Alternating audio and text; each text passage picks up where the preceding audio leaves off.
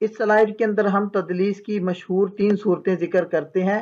تدلیس کی پہلی صورت تدلیس الاسناد ہے۔ تدلیس الاسناد یہ ہوتی ہے کہ راوی اپنے شیخ کو چھوڑ کر شیخ الشیخ کا حوالہ دے دے اور یہ ظاہر کرے کہ گویا اس نے ان سے سنا ہے۔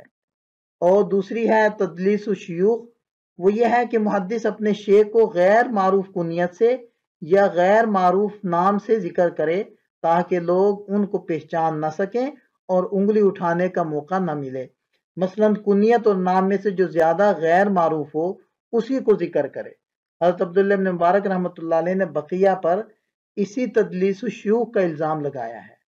اور تیسری مشہور صورت ہے تدلیس التسویہ، وہ یہ ہے کہ محدث اپنے شیخ کو حذف نہ کرے بلکہ حدیث کو عمدہ بنانے کے لیے اوپر کے کسی ضعیف راوی کو حذف کر دے اور وہاں ایسا لفظ رکھ دے جس میں سماع کا احتمال ہو اور اپنے شیخ سے برابری پیدا ہو جائے۔